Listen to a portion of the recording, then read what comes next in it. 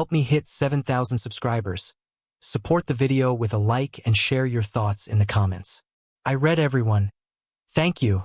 It was supposed to be just another casual weekend gathering. A few friends, laughter, music, and drinks flowing freely. I had been looking forward to it all week, mostly because it had been a rough month, and I thought a little distraction would do Sarah and me some good. My name is Oliver, and my wife, as most of my friends would describe, had a magnetic presence. Always laughing, effortlessly captivating, the kind of person who lit up a room just by stepping into it. And I suppose, for the first few years of our marriage, I basked in that glow. We complemented each other in ways that felt rare. I was quieter, reserved, more grounded. She was exuberant, daring, adventurous. We made it work, or at least I told myself we did. The evening started off harmlessly. Drinks clinked, small talk bounced around the living room, and familiar faces of friends who had been with us through thick and thin filled the space. I stood near the snack table, pouring myself another drink, scanning the room. Everyone seemed happy, casual. Nothing felt off. Yet I remember that subtle shift, a tiny tension in the air, like the calm before a storm you don't see coming. It started with laughter. Sarah, with that perfect mischievous smile, had wandered over to Ethan, my best friend since college, and in an instant, I felt a tiny knot tighten in my chest. They were joking, leaning close, and she brushed his arm. I told myself it was nothing. They had always joked like that, always teased one another. But that laugh, the one where she tilted her head and looked at him in a way she hadn't looked at me in months, sent a flicker of unease through me. I tried to shrug it off, to focus on the music, on the conversations I had started with other friends. But then it happened. Slow, deliberate, almost unreal. In front of everyone. Literally everyone. Sarah leaned forward and kissed Ethan. Not a brief cheek peck. Not a playful brush of lips.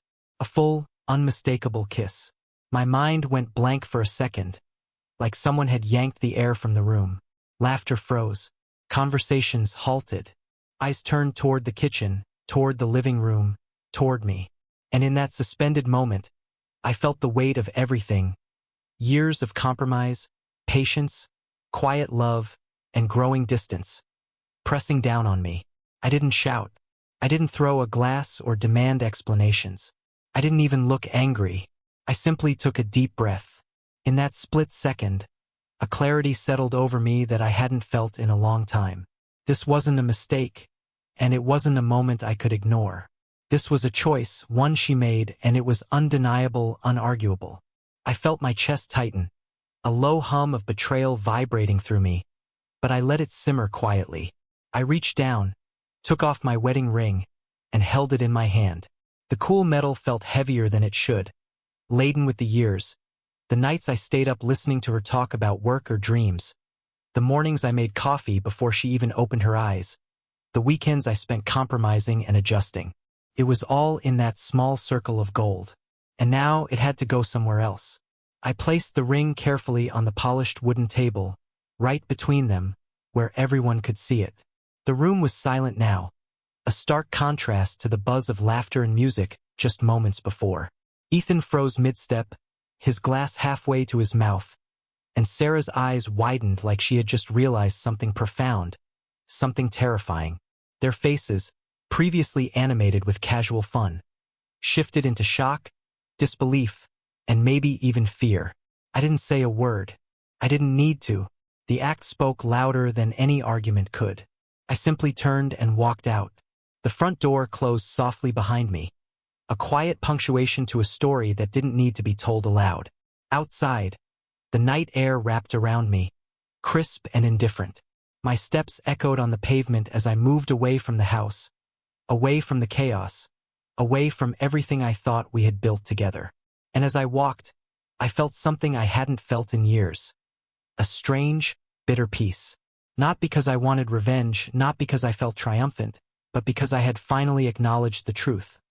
Some things can't be fixed by words, by apologies, by explanations. Some betrayals don't need confrontation.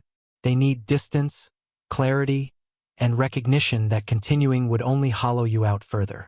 I reached the end of the driveway and paused, looking back at the faint glow of the living room lights through the windows.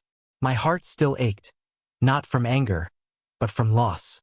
And yet, there was a quiet satisfaction in knowing that I had claimed the only thing left that was truly mine, my dignity.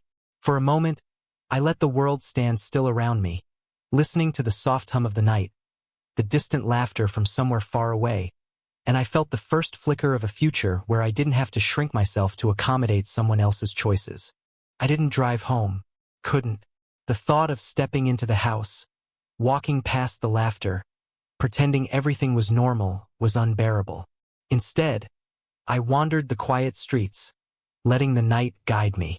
My phone buzzed a few times. Messages from friends checking in, emojis and texts I didn't respond to. I didn't want to explain. I didn't want to justify. I simply needed space to think, to feel, to exist outside the weight of betrayal. As I walked, memories flashed through my mind, each one a reminder of how we got here. There was the honeymoon, the weekend trips to Brighton, laughing until our stomachs hurt. There was Sarah's radiant smile when we bought our first little home together. The way she ran her fingers over the countertops, as if she was already imagining a future there.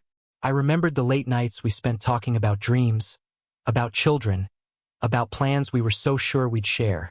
And I remembered the slow drift, the dinners where her eyes were elsewhere, the touches that had become perfunctory, the laughter that no longer included me. It was bitter, yes, but it was also clarifying. I realized I had spent so much time trying to preserve a version of our marriage that no longer existed. I had compromised, adjusted, and tried to smooth over every rough edge, believing that love alone could bridge the distance that had silently grown between us. But love, I learned, isn't always enough. Sometimes people change. Sometimes the person you knew and trusted chooses a path that doesn't include you. And sometimes the only way to survive with your own self-respect intact is to walk away. By the time I returned to my apartment, the first hints of dawn were brushing the sky with pale orange streaks.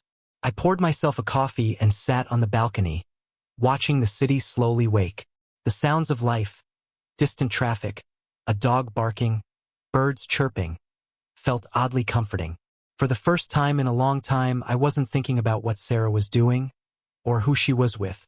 I wasn't calculating, fearing, or second-guessing. I simply existed, and it was enough.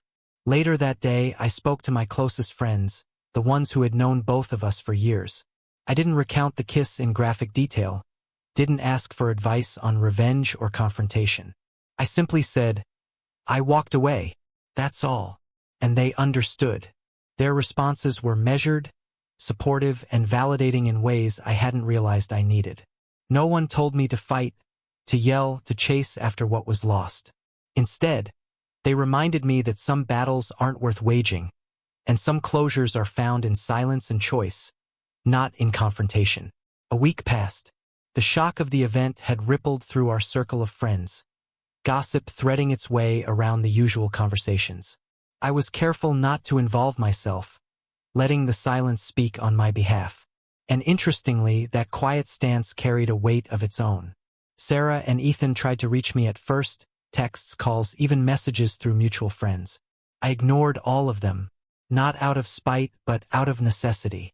To respond would have meant reopening a wound I was finally learning to let heal. One evening, I caught a glimpse of them at a cafe from across the street. Sarah's hand was resting casually on Ethan's arm, her laughter echoing, bright and familiar. My chest tensed for a moment, a reflex I recognized and let pass. I didn't look again. I continued walking, feeling lighter with each step. It was a strange sensation, relief intertwined with grief, freedom interlaced with loss. It was the paradox of knowing that leaving someone you once loved doesn't erase the love entirely, but it preserves the dignity and clarity you need to move forward. And move forward I did. Slowly, cautiously, but deliberately. I took up small routines I had abandoned. Morning runs, old hobbies, reading late into the night. I reconnected with friends in ways that weren't defined by the shadow of my marriage. And most importantly, I stopped shrinking myself to accommodate someone else's choices. The ring I had left on that table became a symbol not of failure, but of recognition. That my worth wasn't tied to their validation, and my peace wasn't dependent on someone else's approval. Months later, when asked about that night at the party, I still didn't speak of Sarah and Ethan. Instead, I focused on what it taught me, that sometimes the bravest act isn't confrontation or revenge. It's a quiet acceptance.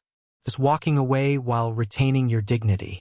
It's knowing that the shock, the betrayal, the humiliation, all of it doesn't have to define your story. You define your story. I don't know if Sarah ever realized the gravity of what she did.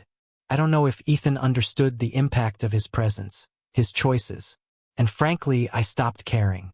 Because in that moment, when I left the house, placed my ring on the table and walked away, I claimed something they could never take from me, myself. And for the first time in years, I felt something I had long forgotten, a profound sense of peace. Not the loud, triumphant kind, but the quiet, unshakable certainty that I would never compromise my worth for anyone again. And in that certainty, I found the freedom to rebuild, to rediscover, and to live on my own terms.